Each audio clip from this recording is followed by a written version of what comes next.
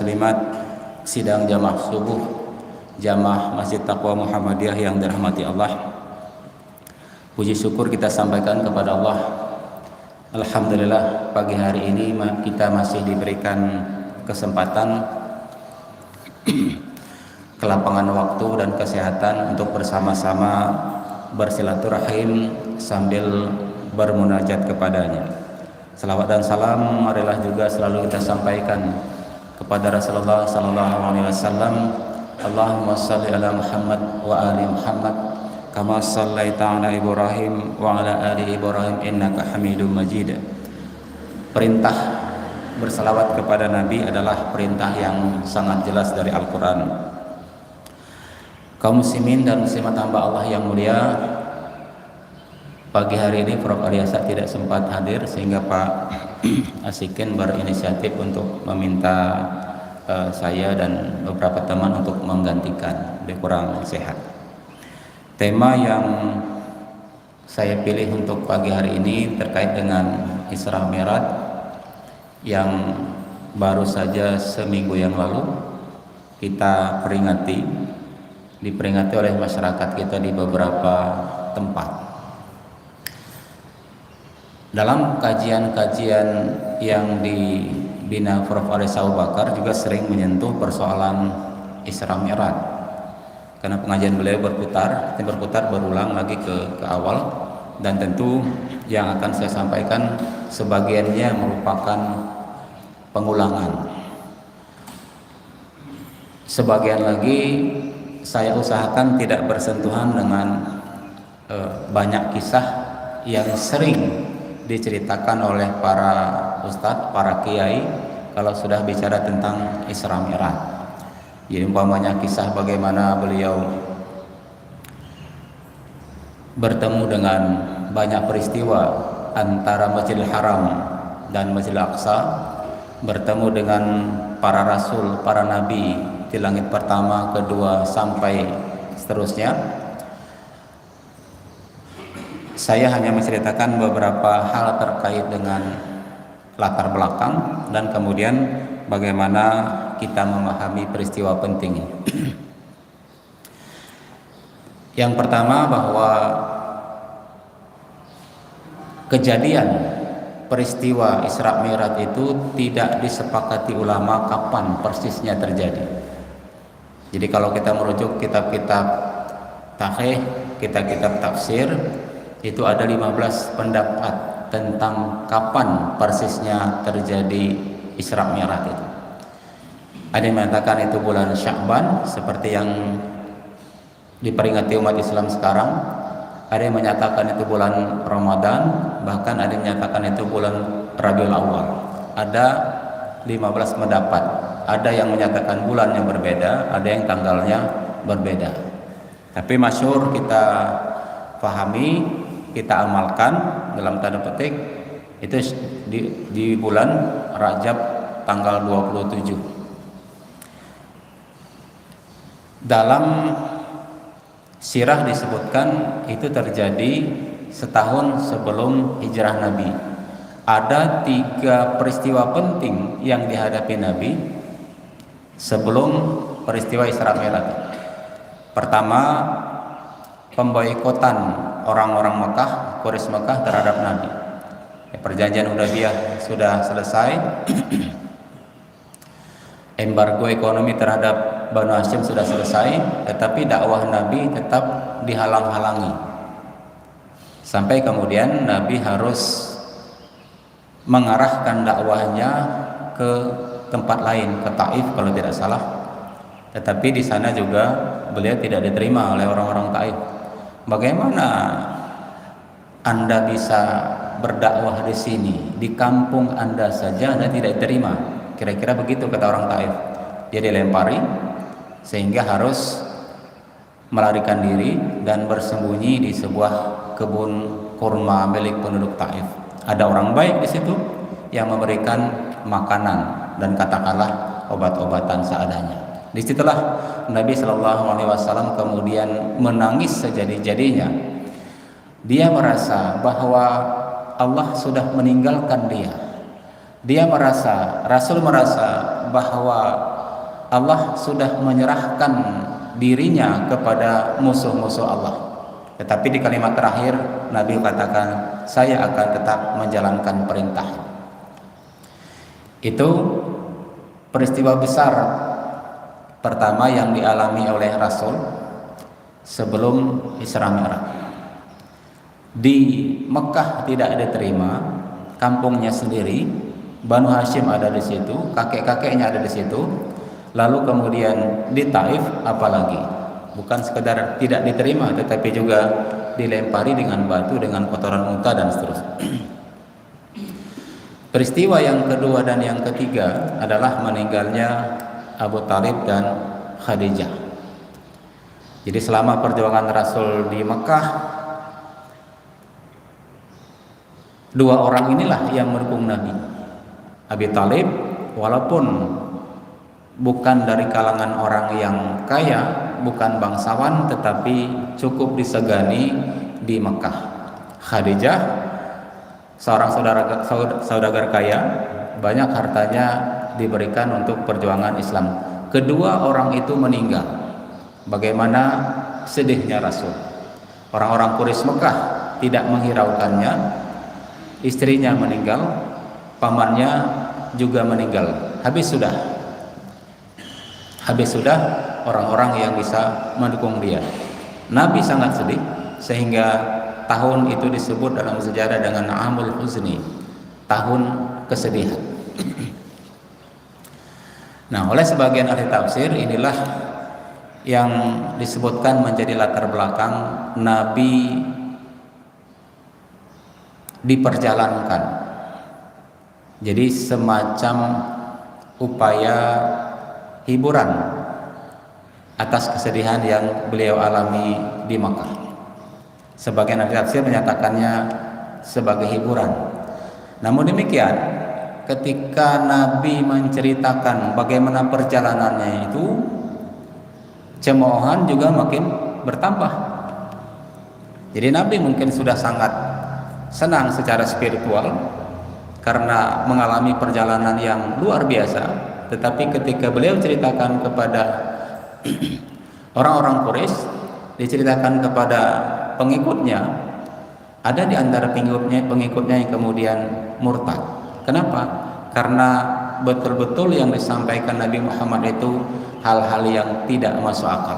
Bagaimana bisa masuk akal? Jarak antara Mekah dan Palestina itu. Jadi kalau saya lihat di peta itu 1239 kilometer. Jadi kalau waktu itu dengan perjalanan waktu itu 10 hari lebih. Ya, perjalanannya dengan jalan kaki dan naik onta. Bahkan dalam beberapa riwayat disebutkan itu sampai sebulan. Tentu saja karena jalannya tidak seperti sekarang. Mereka naik onta, naik kuda atau jalan kaki. Jadi umat Islam, orang-orang Quraisy waktu itu membayangkan perjalanan dari Mekah ke Palestina itu dengan image mereka, dengan persepsi mereka, dengan akal mereka, itu tidak mungkin. Bagaimana perjalanan yang dilakukan dalam waktu 10 hari sampai sebulan itu kemudian oleh Nabi Muhammad ini disebutkan hanya 1 malam saja, bahkan lebih sedikit lagi. Karena itu kemudian cemoohan makin banyak dan ada dalam riwayat disebutkan orang-orang yang murtad karena pernyataan ini, karena tidak masuk akal. Apalagi selama ini beliau sudah sangat menderita, ditinggalkan oleh Abu Talib, ditinggalkan oleh Khadijah, dan dicemoohkan oleh banyak orang. Tentu dia sudah menjadi gila. Jadi sudah sangat rasional menyebut orang yang mengaku Nabi ini sebagai gila. Apa yang dinyatakannya tidak rasional sama sekali. Kaum muslimin dan muslimat hamba Allah yang mulia, perjalanan Nabi ini disebutkan di surat Al-Isra ayat 1, Subhanalladzi asra bi 'abdihi lailam minal masjidil haram ilal masjidil aqsa alladzi barakna haulahu linuriyahu min ayatina. Didahului dengan kata-kata subhana. Kalimat yang diperintahkan Allah kita sebut ketika kita melihat sesuatu yang ajaib, melihat sesuatu yang luar biasa. Jadi ketika Allah memerintahkan kepada malaikat, menanyakan kepada malaikat nama-nama yang sudah diajarkan kepada Adam, para malaikat menyebut subhanaka la ilma lana, maha suci engkau. Ya, ketika kita melihat pemandangan yang luar biasa, kita menyebut subhanallah. Jadi subhanallah itu disebutkan untuk hal-hal yang sifatnya luar biasa.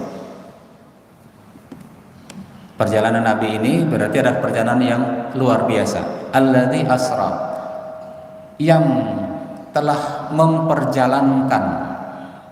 Dalam kamus disebutkan asra ini memang perjalanan malam. Tetapi setelah itu ada kata-kata lailan, asra bi'abdihi lailan.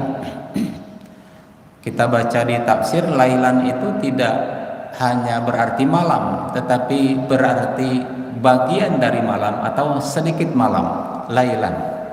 Jadi asra artinya memang perjalanan dalam kesunyian, lailan sebagian dari malam. Jadi ajran itu sedikit pahala, tapi kalau kemudian ditambah ajran kabiran atau ajran katiran, baru kemudian dia menjadi banyak. Dalam Al-Misbah, ya, tafsir Pak Quraisyab juga disebutkan lailan itu bagian dari malam. Dalam riwayat disebutkan Nabi berangkat itu bantalnya masih hangat, tentu saja. Ketika dia kembali ke situ ke tempat tidurnya itu masih hangat. Tetapi ini bertentangan dengan Quran yang menyatakan bahwa Nabi diberangkatkan dari Masjid Haram ke Masjidil Aqsa, bukan dari rumah. Jadi ada riwayat yang memang saling bertentangan. Kemudian disinilah para ulama kemudian berbeda pendapat soal apakah Nabi berangkat dengan fisiknya atau hanya dengan ruhnya. Mereka uraikan itu dari kata-kata bi'abdihi. Tetapi seperti tadi saya sampaikan, itu tidak kita kaji. Bukan tidak penting, tetapi bahwa Nabi berangkat dengan jasadnya atau jasad dengan ruhnya sekalian, atau hanya ruhnya saja, itu tidak akan membuat kekuasaan Allah itu menjadi lebih besar atau lebih rendah. Kekuasaan Allah tetap sangat agung kalaupun Nabi itu berangkat dengan ruhnya saja, karena itu peristiwa yang luar biasa yang tidak bisa dipahami dengan akal pada waktu itu. Dalam riwayat tadi sudah saya sebutkan banyak sekali peristiwa-peristiwa yang dialami oleh Nabi dari Masjidil Haram ke Masjidil Aqsa dan kemudian ke Sidratul Muntaha. Sebagian dari hadis-hadis yang bercerita tentang Isra Mi'raj itu hadis yang sangat lemah, bahkan palsu. Ya. Para ulama di samping berbeda pendapat tentang waktu Isra Mi'raj, kemudian apakah Nabi berangkat dengan jasadnya atau ruhnya saja, mereka juga berbeda pendapat sedikit peristiwa Mi'rajnya. Karena Quran hanya menyatakan subhanalladzi asra, Nabi hanya diisrakan. Mi'rajnya nanti itu penafsiran ayat lain dan beberapa hadis terkait. Jadi peristiwa yang sudah setiap tahun kita peringati secara besar-besaran dengan berbagai kegiatan, sesungguhnya banyak hal di dalamnya yang diperdebatkan oleh para ulama. Kaum muslimin dan muslimat hamba Allah yang mulia, kejadian peristiwa Isra Mi'raj itu waktu itu sifatnya sangat mistis, berbau keajaiban yang luar biasa. Tapi belakangan kemudian perkembangan ilmu pengetahuan menunjukkan kemungkinan-kemungkinan yang sifatnya masuk akal, kemungkinan-kemungkinan yang sifatnya rasional. Orang-orang Mekah meremehkan Nabi Muhammad SAW karena bagi mereka kendaraan tercepat itu adalah onta dan kuda. Jadi tidak mungkin Nabi bisa berjalan dari Makkah ke Palestina balik lagi hanya dalam satu malam, sehingga dia dianggap gila. Kalau kita ukur, kita bandingkan jarak Palestina Mekah itu 1239 km, itu kira-kira Banda Aceh Pekanbaru itu 1232 km. Tapi jangan kita bayangkan dia seperti perjalanan kita sekarang ya. Waktu itu jalan tidak mulus, alam mereka itu berbatu-batu.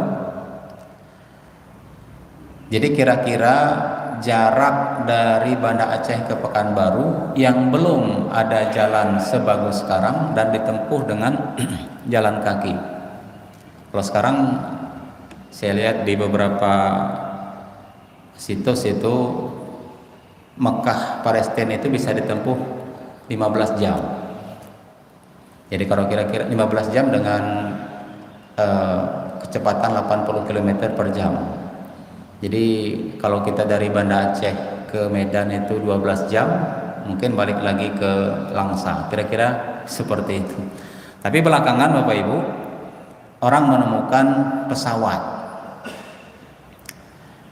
yang membuat jarak tempuh itu makin dekat. Dan belakangan dibuat pesawat yang lebih cepat lagi, yang bisa menempuh jarak dari London itu sampai ke New York hanya dalam waktu beberapa jam. Dan ada masalah yang muncul kemudian yang bisa kita kaitkan dengan Isra Mi'raj. Apa itu? Jadi dari pengalaman beberapa teman, karena bumi ini sudah dipilah-pilah dia, sudah dibagi-bagi zona waktu namanya. Jadi ada hari ini hari Ahad, ada hari Senin, Selasa dan seterusnya.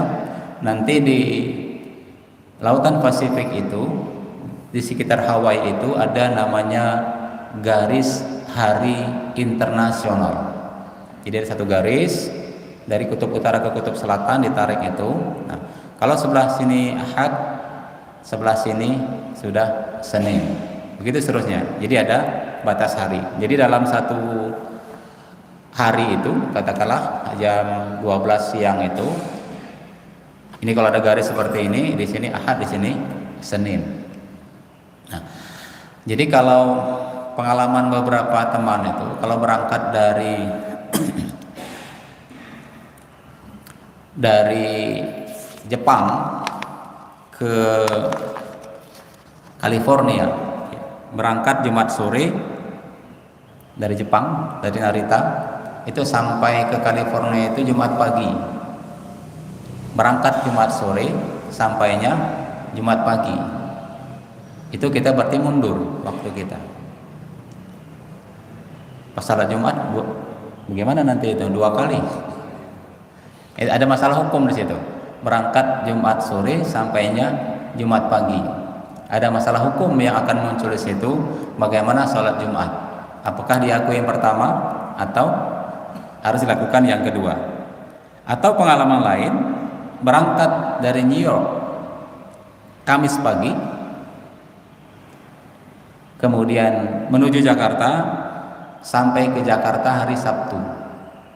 Berangkat Kamis pagi, sampainya hari Sabtu. Tetapi perjalanannya hanya 20,5 jam.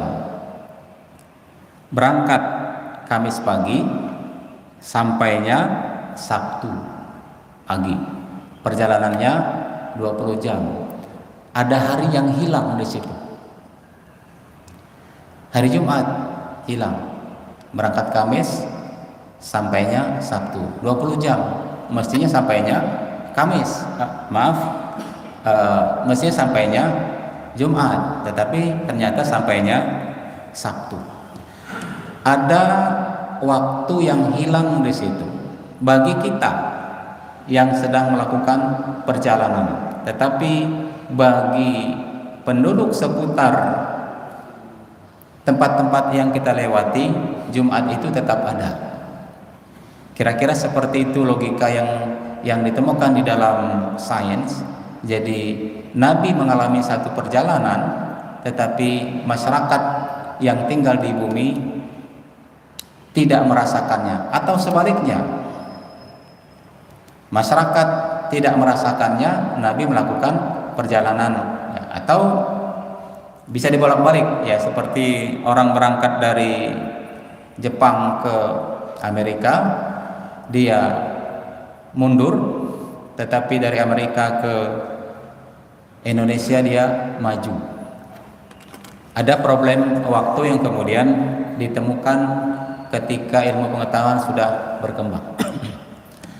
Ketika menjelang Ramadan nanti kita akan banyak diskusi seputar penentuan awal Ramadan, penentuan awal Syawal. Kita akan diskusi tentang waktu maghrib. Nah, sekarang ini perbedaan waktu Jakarta dengan Banda Aceh itu 45 menit. Jarak tempuh Banda Aceh Jakarta itu 3 jam karena kecepatan pesawatnya. Ketika nanti kecepatan pesawat melebihi dari kecepatan sekarang, jarak tempuh Jakarta Banda Aceh yang selama ini 3 jam bisa ditempuh dalam waktu hanya setengah jam, itu akan menjadi masalah, akan ada masalah baru yang kita diskusikan.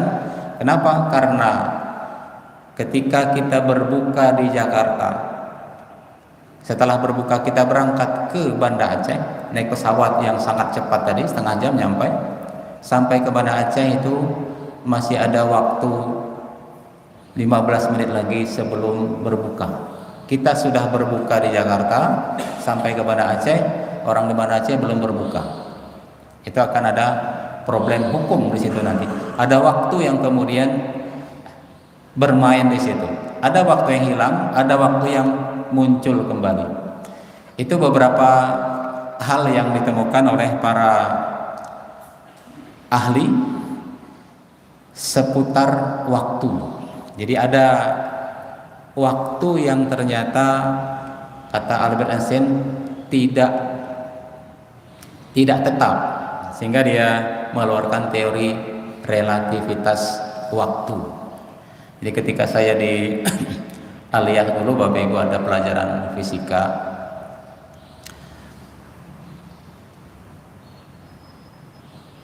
terkait dengan relativitas waktu. Jadi ada sepasang kembar di bumi yang berusia 5 tahun. Kemudian satu orang itu diberangkatkan ke luar angkasa dengan kecepatan sekian, lebih kecepatan cahaya. Satu tinggal di bumi. Dia balik lagi pada ulang tahun mereka yang ke-40. Ulang tahun siapa? Ulang tahun yang di bumi. Kata yang baru balik dari luar angkasa, hari kita ulang tahun. Masih enggak ada? 40 kata yang di bumi. Bukan. Kita baru 15. Kira-kira seperti itu. Kok bisa? Kami siswa diperintahkan untuk mengkaji kenapa seperti itu.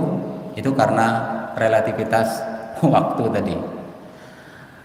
Sampai sekarang saya belum bisa paham kenapa bisa seperti itu. Yang di bumi 40 tahun, yang pergi keluar angkasa balik dari sana itu sekitar 15, kira-kira seperti itu.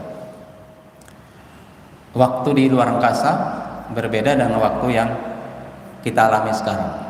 Termasuk Quran sendiri menyebut di tempat yang sama di bumi ini ada waktu yang berbeda. Itu pada kisah Ashabul Kahfi.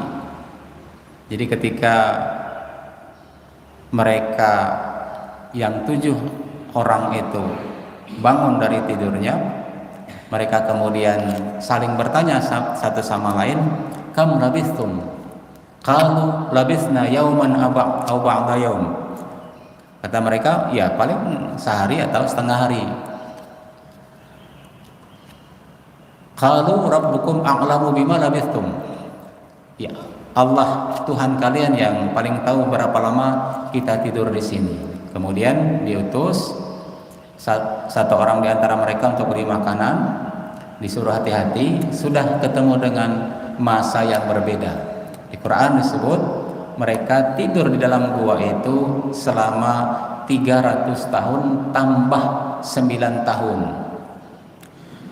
Belakangan diketahui 300 tahun jika dilihat dari kalender Hijriah,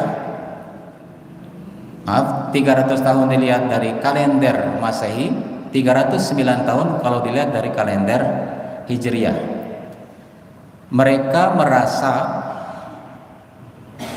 hanya 1 malam atau setengah malam saja di dalam gua itu. Orang yang di luar gua itu sudah mengalami masa yang panjang selama 309 tahun.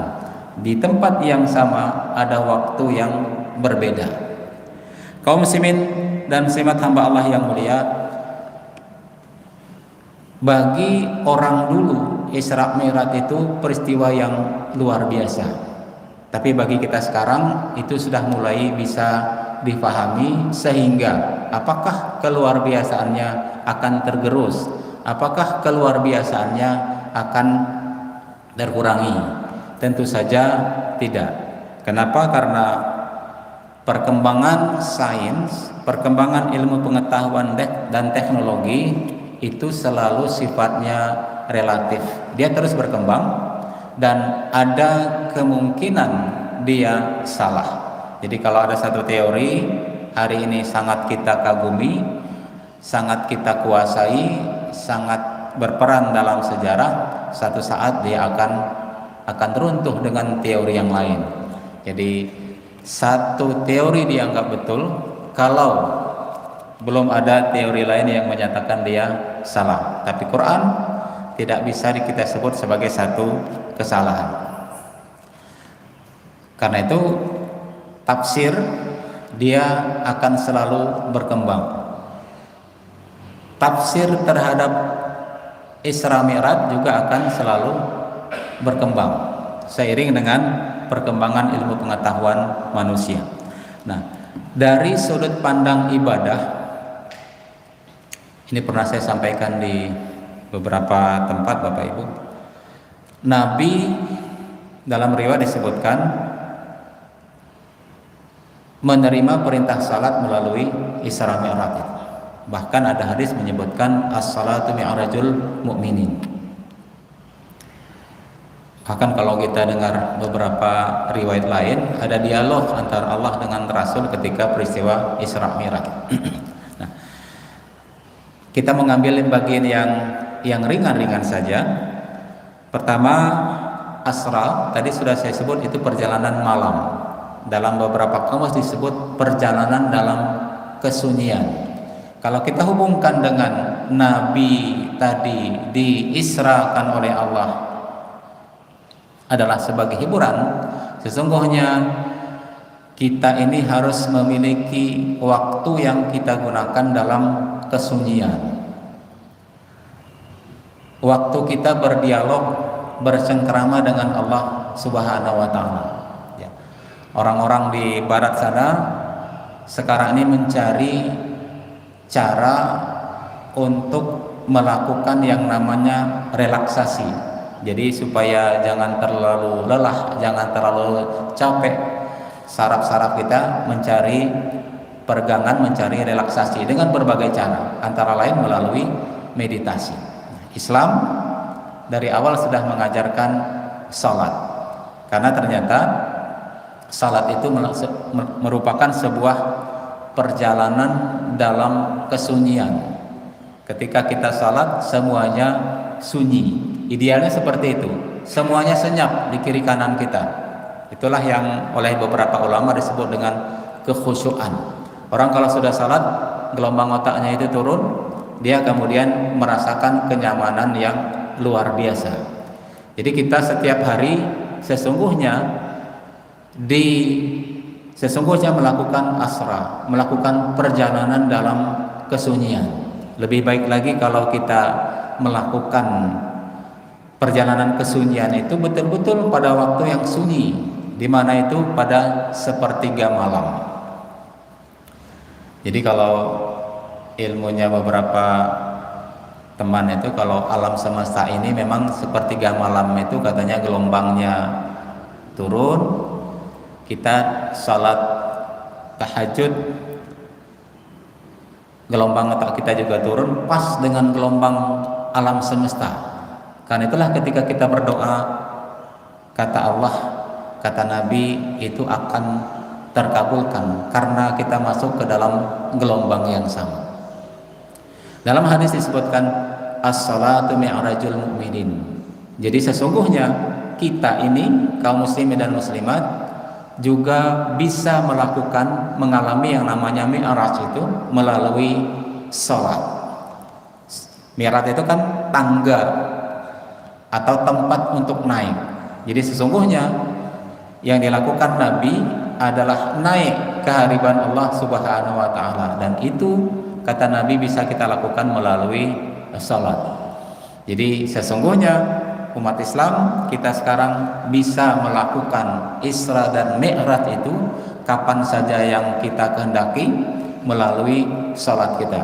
Saya katakan kapan saja yang kita kehendaki karena sering sekali kita salat, tetapi sesungguhnya kita belum melakukan yang namanya Asra dan Mi'raj itu.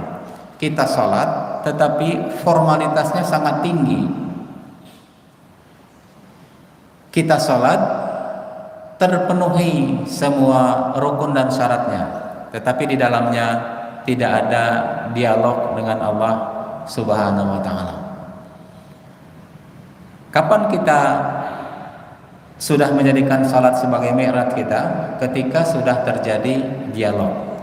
Ya, memang bukan dialog benaran, tetapi kita merasakan bahwa kita itu betul-betul sedang berhadapan dengan Allah Subhanahu wa taala. Kita merasakan diri kita itu diamati oleh para malaikat ketika sedang salat. Kita betul-betul sedang bercakap-cakap dengan Allah Subhanahu wa taala. Itulah yang dialami oleh banyak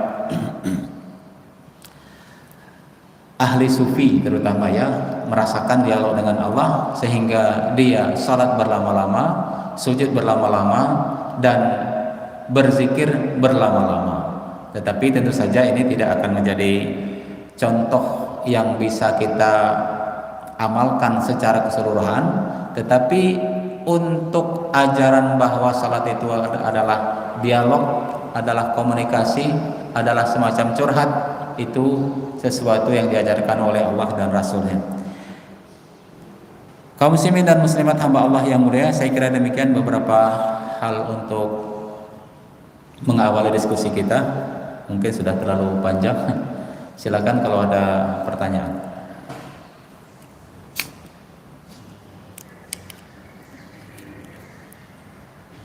Silakan ya.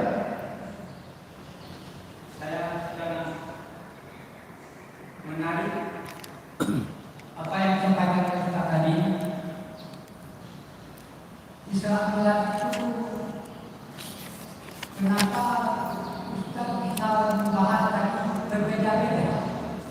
Padahal kan pandangan sudah jelas. Dan banyak masyarakat sekarang begitu, saya orang mikir berbuat apa lagi pola-pola SD. Nasa dan siro yang lain tidak tahu kemana sekarang.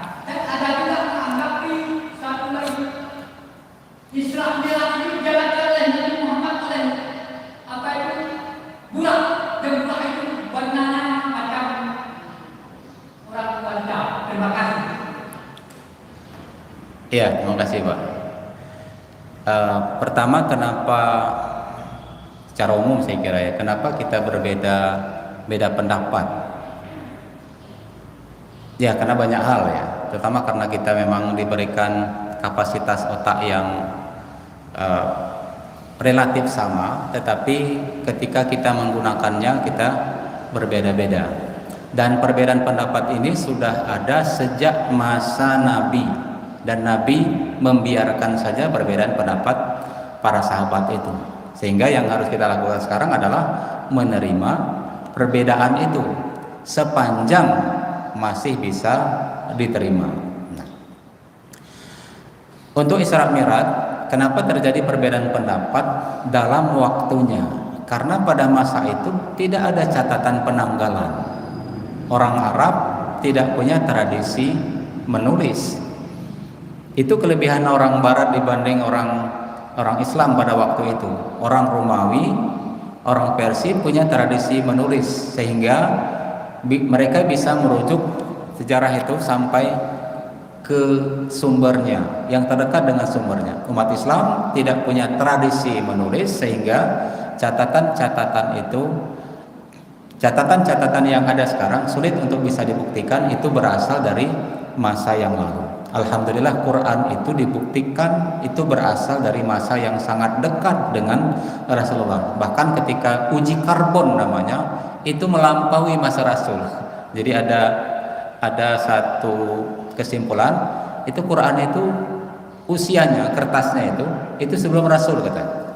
Tentu saja itu tidak mungkin, tetapi membuktikan bahwa Quran itu, catatan-catatan itu sudah ada sejak masa Utsman, karena masa Utsman itu sudah ditulis.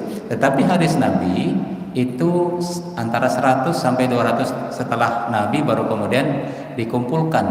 Kalau sudah umurnya 100 tahun tanpa catatan, hanya diterima dari lisan saja, itu akan mengalami kerusakan. Ada cerita yang bertambah, ada cerita yang berkurang. Kalau yang menyampaikannya orang yang ingatannya bagus, mungkin akan lurus. Tetapi jika yang menyimpulkannya adalah orang yang kurang begitu bagus ingatannya, tentu akan ada cerita-cerita yang terpenggal. Atau yang menyampaikannya itu ada yang ahli cerita, ada yang petani, ada yang ulama, itu beda. Kita ingat cerita ini Bapak, cerita Malim Diwa. Malim Diwa itu kan versinya macam-macam. Itu versi Jakarta sesungguhnya ya, dari Jawa sana dibawa ke Aceh menjadi Malim Diwa. Malim Diwa itu kalau cerita versi ulama itu, dia naik dari Aceh Utara itu melalui Kerung Sangan itu, dia bertemu dengan banyak hewan yang bisa bercakap-cakap dengan dia, dan dia dalam cerita itu si Malim Diwa melakukan hal-hal yang sifatnya sangat islami, melakukan nilai-nilai kejujuran, nilai-nilai kesopanan, pertolongan dan seterusnya. Itu cerita islaminya, sampai nanti dia ke ujung Kerung Pesangan itu, versi Islam. Versi aslinya itu kerajaan, dia temukan rambut panjang, terus diikuti sungai itu sampai ke hulu dan sampai ke daerah antara langit dengan bumi. Jadi ceritanya intinya sama, tapi kemudian ketika disampaikan oleh orang berbeda ada tambahannya. Itu sudah ada sejak masa sahabat, apalagi kemudian belakangan. Jadi perbedaan pendapat kita terima sepanjang memang masih bisa ditolerir. Tetapi ketika perbedaan pendapat itu didasarkan antara lain karena tidak ada dalil, itulah yang di kalangan kita disebut dengan di kalangan umat Islam disebut dengan bid'ah, karena tidak ada dalil. Tetapi sepanjang dia masih memiliki dalil, itu kita sebut dengan khilafiyah atau ikhtilaf. Begitu Bapak. Terima kasih. Silakan dari Ibu barangkali ada.